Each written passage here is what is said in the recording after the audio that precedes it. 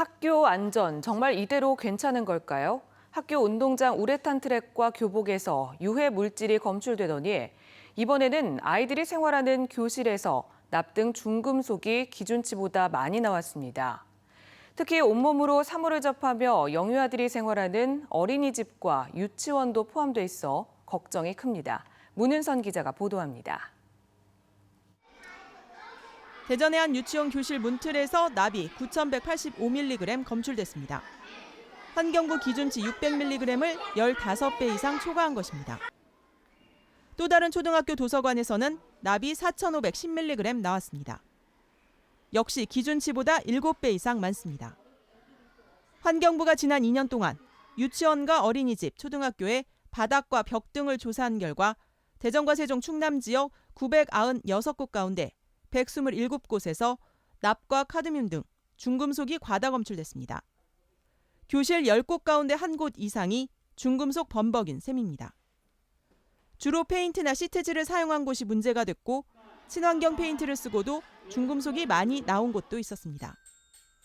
특히 어린이집과 유치원은 영유아가 온몸으로 사물을 접하는 공간이라 부모들은 걱정이 앞설 수밖에 없습니다.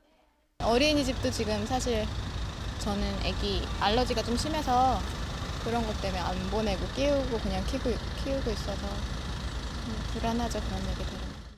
환경부 기준보다 더 엄격한 KS 기준을 적용하면 납 범벅 교실은 전체의 절반을 넘는 518곳으로 늘어납니다.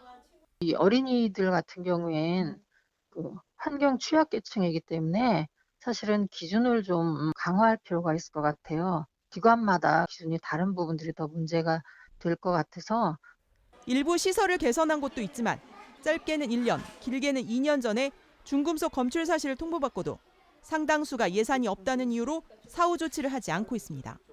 경미한 내용 같으면 내년 상반기 이내에 전체적으로 개선을 완료할 계획이고요. 예산이 좀 많이 소요되는 데는 내년도에 저희가 추경 예산이라든지 이런 부분을 확보를 해서 이번 조사가 시범 조사인 것을 감안하면 전수조사가 이뤄질 경우 더 많은 아이들이 유해물질에 노출돼 있을 가능성이 큽니다.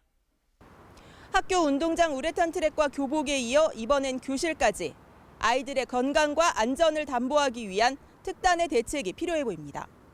MBC 뉴스 문은선입니다.